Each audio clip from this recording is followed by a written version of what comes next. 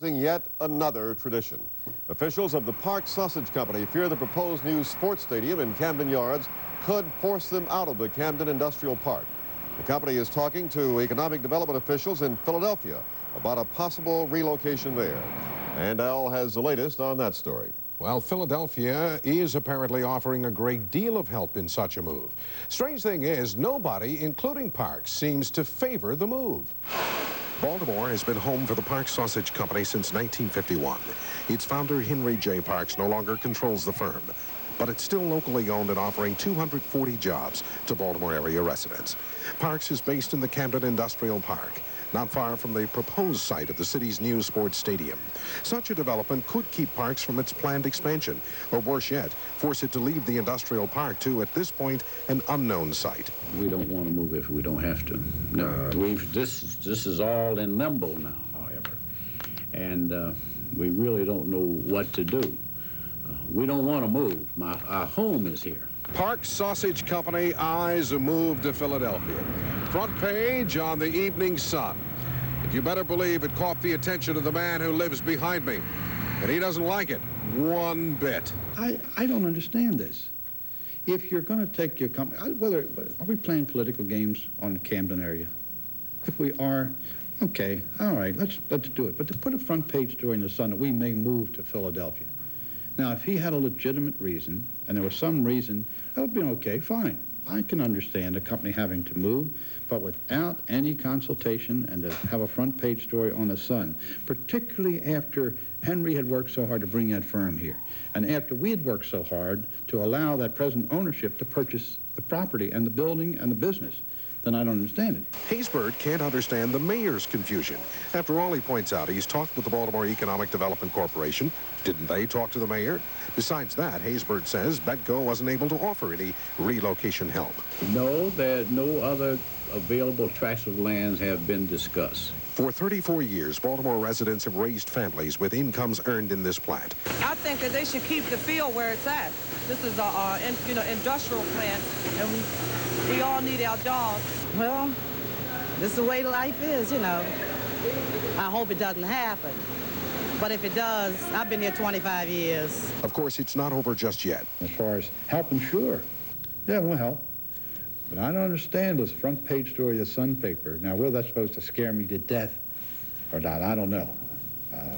But I don't go for that at all. I don't know if this. However, nothing at this point has changed the mayor's mind about Camden Yards as the best spot for a new stadium. The prospect of building a new stadium at the Camden Yards has also raised some other scares. There are about 15 businesses located in the area, including a couple of big ones, Maryland Cup and Inland Leedy, who employ about 1,500 workers. They, too, could be affected by construction, but city officials said most of them could be relocated within the city. Tonight, the mayor, as we have reported, is standing pat in his support for Camden Yards as a new stadium site. Critics say it is a site, however, with too high a price tag and too few parking spaces. Well, today, the mayor made it clear he does not think parking will be a problem. There are parking places downtown. They're there. We put up signs so you could find them. Now next thing we're going to go put up neon signs. And then we're going to have fireworks go off every hour. Boom. Parking, parking. The proposed Camden Yards Stadium would seat 65,000, and it would cost $170 million. Yesterday's announced closing of the Black & Decker plant in Hampstead is designed to save the company millions through its cost-cutting program. But as Sandra Pinckney reports, what it leaves behind is a community in jeopardy. This is Hampstead, a small rural community in northeast Carroll County. With its variety store and its quaint little shops, it owes its past growth to the presence of Black & Decker. And yesterday's announced closing of the second of two Hampstead plants will affect the future of close to 1,400 workers. And today, the day after the announced closing of the plant, the business people and the residents of Hampstead have concerns about the future.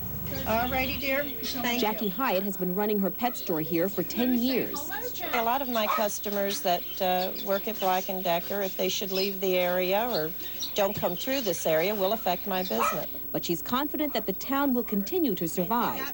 And next door at the Sunset Restaurant and Lounge, owner Everett Treadwell agrees. I think Hampstead will rebound because people moving out into the area and they leave, someone else will be here. But, in 7 years, they were good customers, and we made a lot of good friends.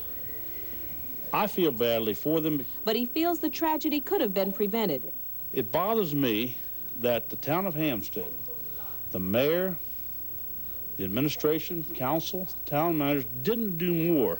But over at Bob's Variety Store, Helen Hoffman, a resident of Hampstead for the past 67 years, expressed it best.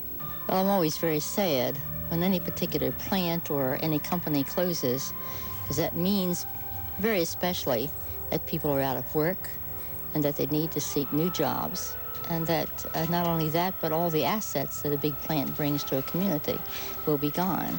Sandra Pinckney, Channel 13, Eyewitness News. Black & Decker, which operates 24 manufacturing plants, closed its operation in Allentown, Pennsylvania last week. 8,000 Maryland teachers and other state employees have lost another round in their battle against pension reform. The State Teachers Association went to court after the legislature changed the state retirement system.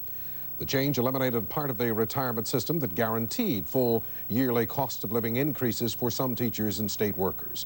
The president of the Teachers Association said that she expects to appeal to the U.S. Supreme Court.